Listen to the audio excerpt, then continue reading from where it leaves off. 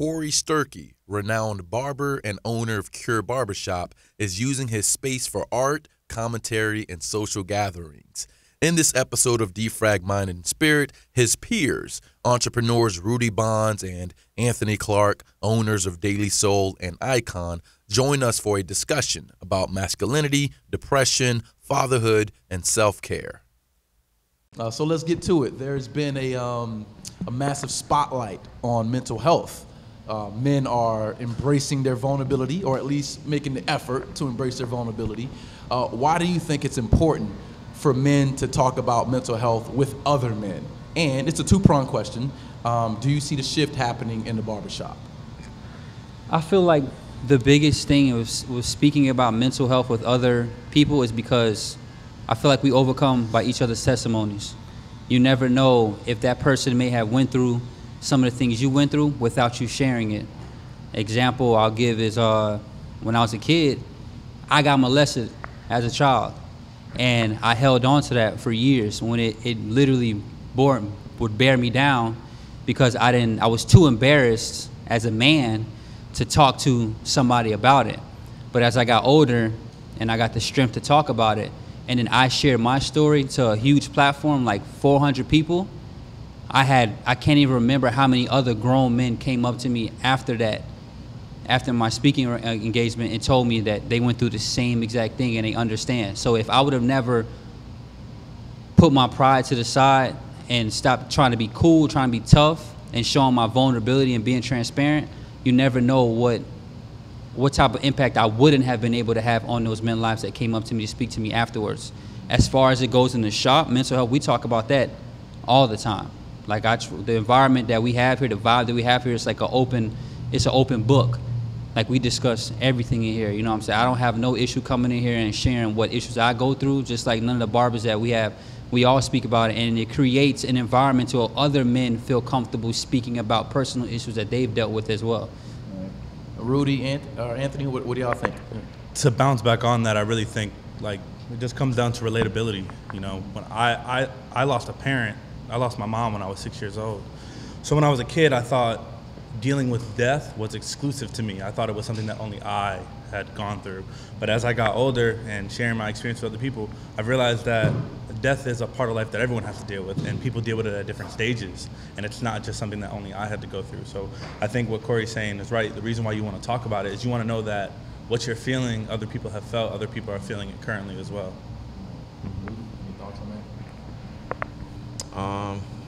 I mean, it goes into the barbershop thing. When I come in, I mean, it goes back to like when Corey used to come out here when I was younger, and at one point I was like very, I guess like to myself a lot. I would never like speak on anything that was going on, and you know, so I got Corey sat in the chair, and Corey just kind of like talked to me and say, hey, listen, man, you can't bottle all these emotions in, because like one day you're just gonna burst, and it's probably gonna be around the wrong people or the wrong timing and things like that. So like having that transparency and really like, you know, I guess kind of have like that gravitation with another person to say, hey, listen, this is what I'm going through. And, you know, you bounce ideas, you bounce feelings, emotions, and things like that. And I'm glad, you know, because men typically have like this ego that we don't want to like come out and say, hey, we don't want to, I don't need your help, I don't need your word to help me get through my day or get through my life and things like that. But like, sometimes you just gotta let that wall down.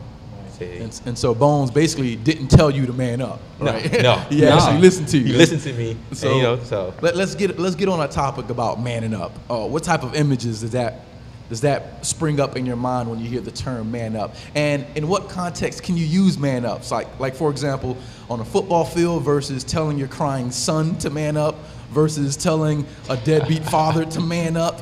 Like, it's a problematic term, but there seems to be like multiple ways you can use it and not use it. What are y'all thoughts on that? I feel that that term is used by men because it seems very masculine, like the masculine thing to say. I feel like a lot of fathers they say that to their son. One thing I learned from my father growing up was that being yourself and being real is the best way you can present yourself as being a man. Like, I've seen my father cry multiple times, but I've never looked at him and thought of him of being less of a man. I thought of him being more of a man because he didn't care about people's opinions of him, the way that he dressed, the way that I dressed. He didn't care about how he spoke. He didn't care about showing his emotions when things moved him. So when you hear the whole man up thing, I feel like that it depends on the culture, the environment that you grew up in as well. You know, but for me, I think the term is I don't really use it. The term. Only time I could possibly use that is if I'm talking to a guy that just had a kid. You know, I say it all the time. There's two types of men when they found out they're about to have a child. It's one that's gonna step up, and it's one that's gonna be a punk and that's gonna run. So you either gonna man up to your responsibilities in that sense, or you're gonna be a punk. So that's my take on the whole man up thing. And Rudy, I mean, you have two boys, stepson as well. Like, how do you? Man, it comes with like great responsibilities, to be honest with you. Like, the term is like, I mean, at my age, obviously, if I'm telling like one of my fellow peers to man up, more of a term of endearment. You know, that's how I look at it. But for a kid, I feel like a kid, you know, there's a time that they're allowed to cry. You know, if a kid, let's say he has a toy and the toy breaks and he cries, you're not gonna tell your kid, man up, I can get you another toy. Like, you kind of have to talk through him, you know, kind of sit down and say, hey, listen, things like this happen on a daily basis. You just kind of have to accept it. But, you know, as they get older, obviously, you know, you're going through the ropes with them, saying that, like, my stepson is, you know, he's, 9 years old, he's about to be 9 years old. And sometimes, like, the way he talked to me, it's just like, I forget his age. You know, I just say, man, wait, what did you just say? Hold up. Oh, wait, you were 9 years old, so I understand. And, you know, I'll talk to him in the same tone, and I wouldn't necessarily tell him to man up, but I'll give him like a lesson behind everything he does. Like, you know, if he do something like it's wrong, I say, hey, this is why it's wrong, before I go ahead and tell him, hey, man up. You know, there's time he'll give me backlash. It's nothing extreme, but for the most part, it comes off as something natural. So let's talk about depression. Sounds like a fun conversation to dabble in. Have you ever experienced any bouts of depression, and how did you overcome it? Yeah, man. Just like I was saying before, I dealt with, you know, my mom who passed when I was young, and I was raised in an environment that wasn't filled with like love, you know. So I grew up with self-esteem issues. I grew up with confidence issues. I grew up really not loving myself, and I didn't really know that it was really depression until I got older. It was really not until, you know, I was kind of getting out of depression when I realized, like, dang, bro, I've felt like this for a long time. And then, you know, it's hard to say exactly, because everyone's different, you know. What worked for me was like being around people who love me, being around, you know, doing things that I love, but just really reminding myself that I'm cared about, reminding myself that I'm loved, you know, doing what makes me happy at the end of the day. And even to this day, I still deal with it, you know, times and times, you know, I fall into it and come back out.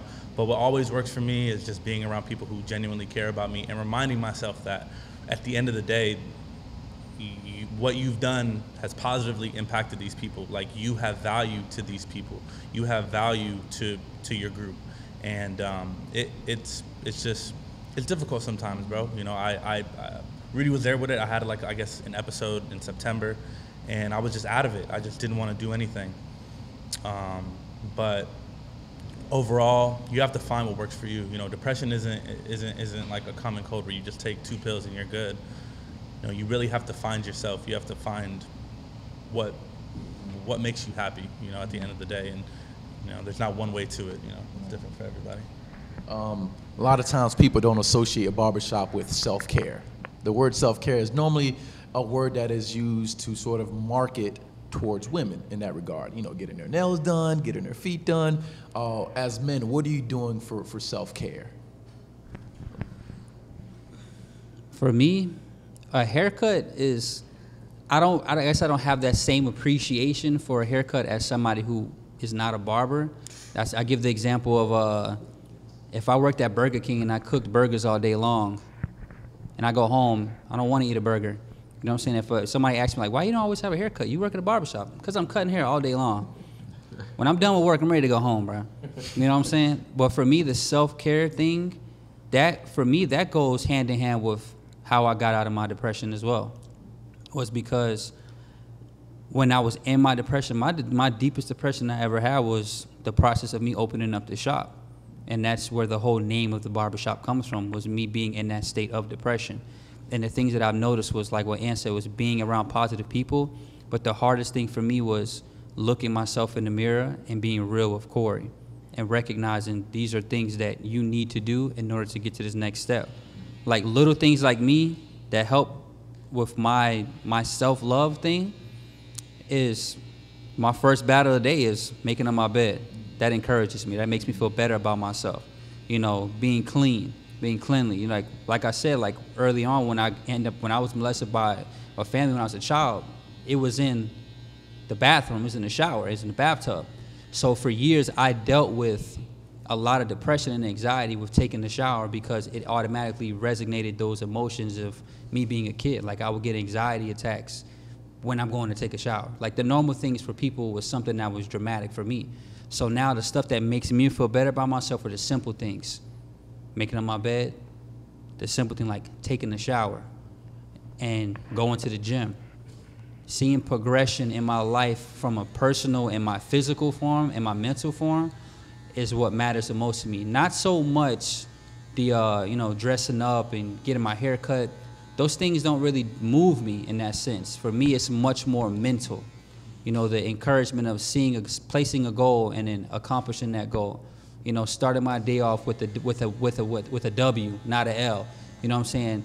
Being consistent with my cleanliness. Those are things that help me with my self-care. That's the stuff that I genuinely care about. I don't care about getting a haircut. You know, I love clothes, but that doesn't make me feel more of Qure. You know, for me, those simple things like what I mentioned is what helped me get over that hump of my depression. Yeah. I'm sorry that you don't appreciate a good haircut, bro. Yeah, I'm I was gonna really say, sorry, bro. I'm sorry, bro. So would you consider that a self-care routine for you? 100%. Bro, it's like a week changer, bro. Yeah, 100%. You just, you know, How would you describe that relationship between men and their barbers? Like, you notice that there is a keen relationship with a particular kind of barber. Yeah, your barber got to be at your wedding. 100%. You got to have that type of relationship with your barber. He need to be able to go to your wedding. That's the way I look at it. And that goes like in details for me because obviously Bones been cutting my hair for like what 13 years now.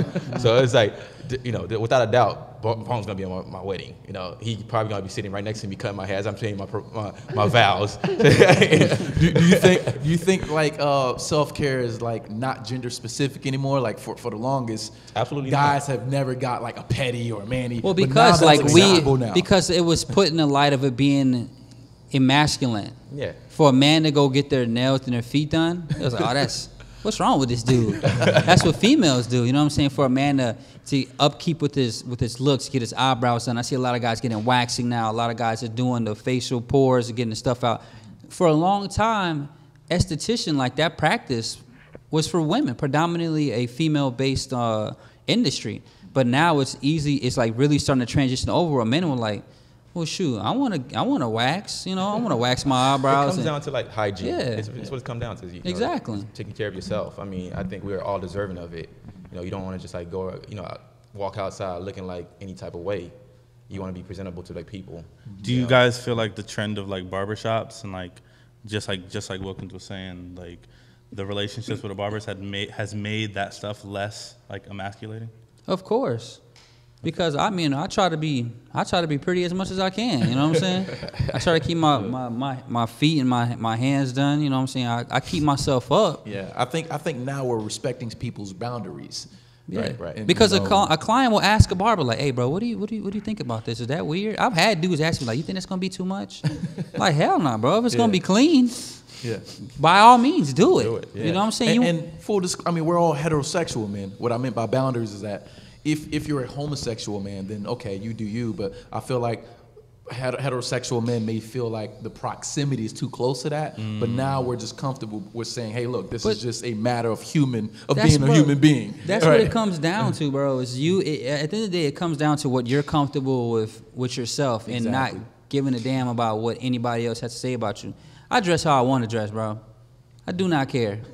I really do not care. I'll do whatever I want to do to my hair. Like my clients say all the time, Qure, you got a new haircut every time I come in here. Because I'm confident. You know what I'm saying? But it took me going through a lot of stuff to get there. But now that I'm here, I'm going to be here. I'm going to be exactly how I want. I'm going to talk how I want to talk. I'm going to dress the way I want to dress. I'm going to look the way I want to look. Very briefly, owner, co-owner of I.C.O.N, owner, barber of Qure Yourself. What advice do you have to end this episode? What advice do you have for entrepreneurs? Mental health advice do you have for entrepreneurs who are going through bouts of depression to get their company, to reach a level of success? Very briefly. Like, I think it's real easy for me. Be around positive, self-driven people. I tell this to the team all the time. When you're going through something and you don't got and you lack drive, who's gonna drive for you? The people that you got around you. The people that are right there with you. So when I'm going through something and I don't want to do nothing, if I see Rudy's working, if I see any of my other anyone else in the circle working, I'm gonna want to work too, because I want to match their energy. I want to help them out. I don't want to be the one who's slacking off. So even if I don't want to do nothing, just them doing stuff is gonna make me want to work. It's gonna make me want to keep putting in that time, that energy, anything that we got to do to hit the next step. Got to piggyback off what Ant was saying. Kind of the same thing for me, because I get in this like mode sometime where like I just lock myself in and box myself in, and I won't talk or text or even like reach out to anyone. And a week will go by, and will reach out to me and say, "Hey, you okay? What's going on? Like I haven't heard from you. Like I see you, posting, doing this, doing that. But as far as like coming around, having a conversation with us, you're not so involved with it. And sometimes I just tell myself like, hey, these are people that's like I'm gonna be around for forever. Because we have a business together. We're going. I mean, at the end of the day, I.C.O.N is an acronym for individual conquering over negativity. So it's like, if I'm gonna be this brand, I gotta represent this brand also in like the most positive way I can, and that is to be around like, I gotta be self-driven, and I also gotta be able to like help my teammate, push them to like obviously to the next step, like propel them to whatever project we got next or whatever like. Yeah, you just gotta embody the brand. Yeah, exactly. And the same thing goes for Corey. He has a brand too that's about self-healing. I mean, you just have to embody it, Corey, let's end it with you. What advice do you have for entrepreneurs? It's simple, but it's not that simple. You have to understand that this is not going to be easy. And the people that you think you can depend on and that you may put in place to do things, they're never going to love it the way that you love it. Nobody's going to make your dream your dream. You can't have a baby and drop it off and expect that person to love it the same way. This has got to be, you have to be obsessed with what you want, what your goal, and be willing to make whatever sacrifice it's going to take for you to get where you want to get. There's no excuses, because at the end of the day, if you die, it falls on you. Like I say all the time, Miles Monroe said the richest place in the world is a cemetery, because it's full of people that died with dreams, goals, and passions that they never pursued and they was too afraid to go after. You have to embrace this thing and understand that it's going to be hard. It's not supposed to be easy, but the process of you going through that is you're curing yourself. That's why I got the whole basis of my name, was that I got the name for the barbershop in my lowest form in the process of building this barbershop. So I understood that you have to embrace the fire and everything that comes with it for you to get what you want out of it. Because there's no easy way to success. There's no easy way of being an entrepreneur. My circle that I keep around me, the people that I go to for advice and for mentorship, they're all millionaires. Everyone. I have 3 guys, and I have my father. I keep my circle. My circle intimidates me, not in a stand view of fear, but of expectation to constantly grow and to be great, because that's who they are. So your circle has to intimidate you, and you have to understand that your process is not going to be easy, but it's okay. You can make it. Men, thank you for being vulnerable, man. I appreciate y'all, bro. Appreciate you, Appreciate you, man. Good, man. Good.